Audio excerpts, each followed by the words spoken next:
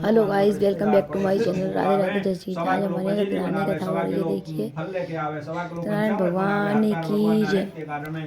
सवाया होता है और भगवान को पूजन करके भगवान की कथा को श्रवण करें और कथा को श्रवण करने को उपरांत आरती करें, प्रसाद का वितरण करें और प्रसाद वितरण करने के बाद में 24 घंटे जिस समय आपका दीप प्रज्वलित हुआ है 24 घंटे भगवान का महा संकीर्तन करें। हरे राम राम राम हरे हरे, हरे कृष्ण कृष्ण कृष्ण हरे हरे। महा नाम का संकीर्तन करें और संकीर्तन करते करते 24 घंटे में भगवान नारायण की कृपा की अनुभूति।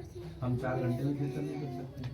तो इसी क्रम में भगवान नारायण ने सत्यनारायण व्रत कथा का विधान प्रथम अध्याय में बताया हुआ है। सत्यनारायण भगवान की जय। श्री कृष्ण गोविंद हरे मुरारे, हे नाथ नारायण वासुदेव।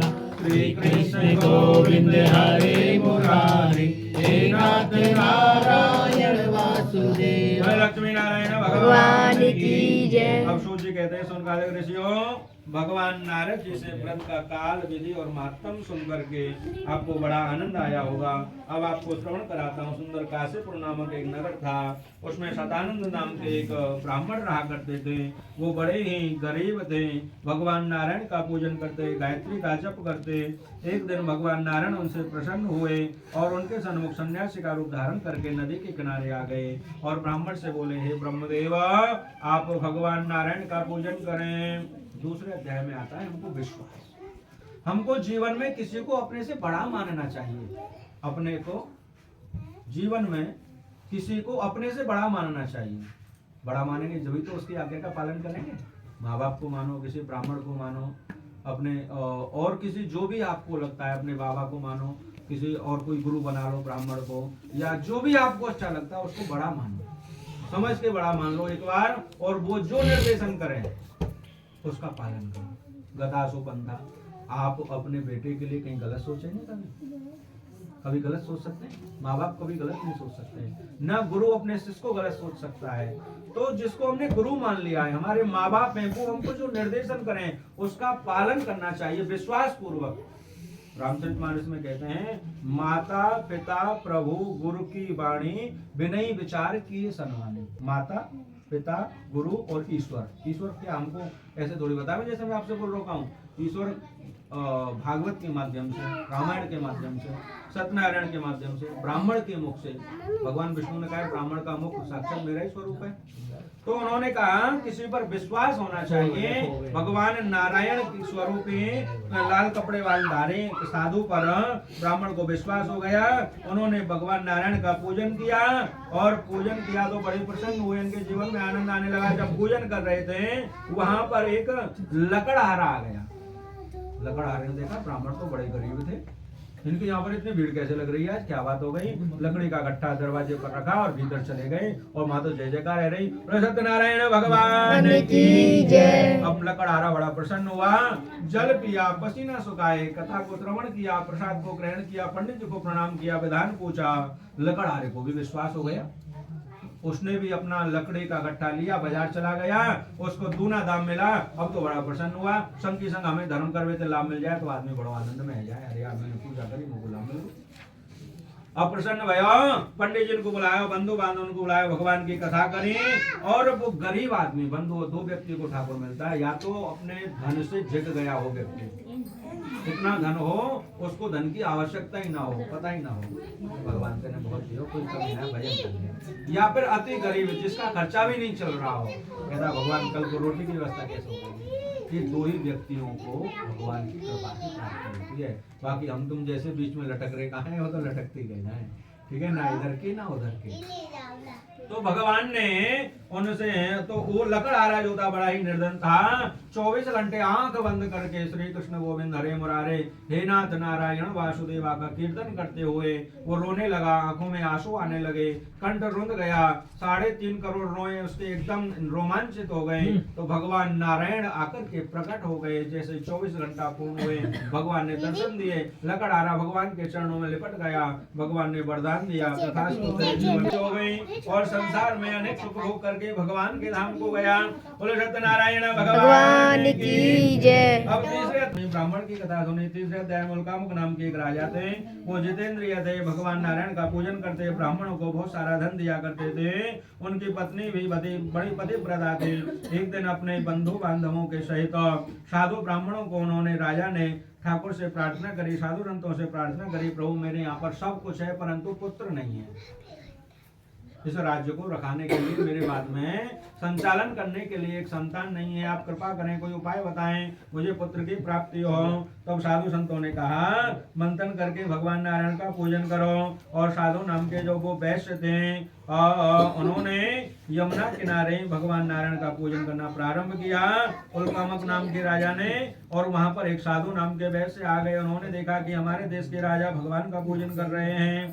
तत्काल वो राजा के पास में गए, नाव को रोक दिया, अपने मंत्रियों को बुलाया, भगवान की कथा श्रवण करिए, प्रसाद लेकर के सेठानी के पास में पुनः चले गए।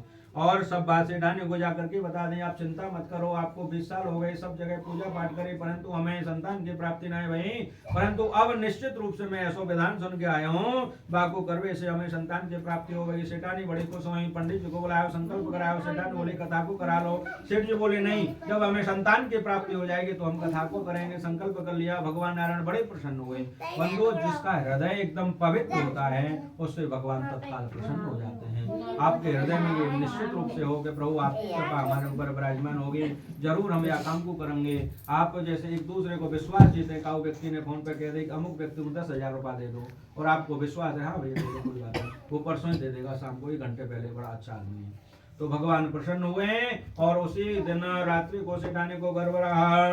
9वें महीने में सुंदर कन्या को जन्म दिया, नामकरण संस्कार कराया, उसका नाम कलावती रखा। जैसे 15 दिन में प्रवाह से लेकर के पूर्णिमा तक चंद्रमा पूर्ण कलाओं से युक्त हो जाता है, और धीरे धीरे करके बेटी 18 साल की हो गई। एक दिन सेठ और सेठानी ने अपने ऊपर छत पर बैठे घूम रहे थे, उन्होंने उद्यान में अपनी बेटी को सखियों के साथ में खेलता हुआ देखा। तो सेठ जी ने कहा, सेठानी मैं तो व्यापार में इतना मग्न हो गया, 18 साल कब बीत गई, मेरी बेटी इतनी बड़ी विवाह की हो गई, पता ही नहीं लगा।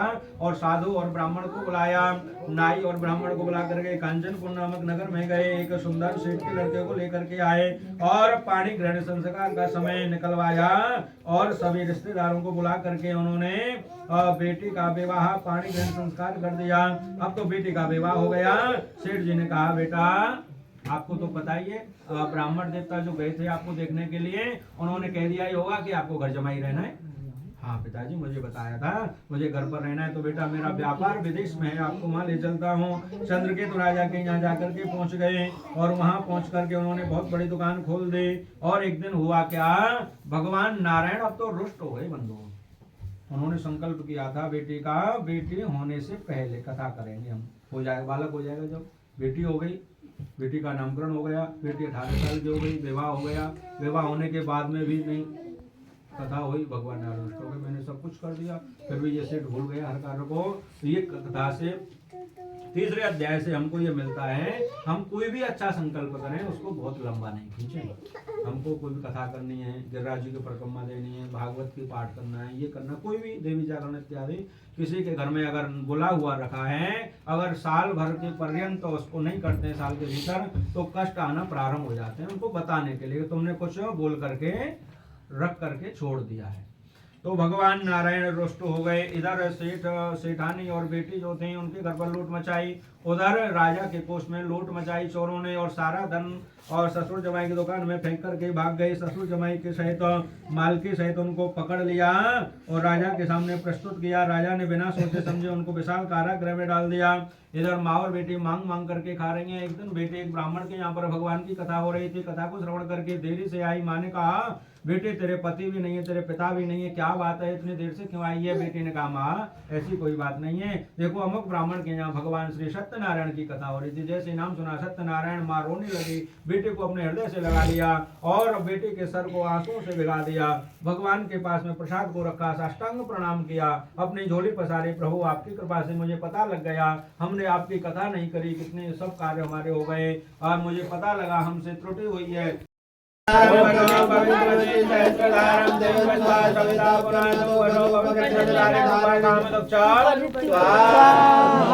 नारायण भगवान की जय।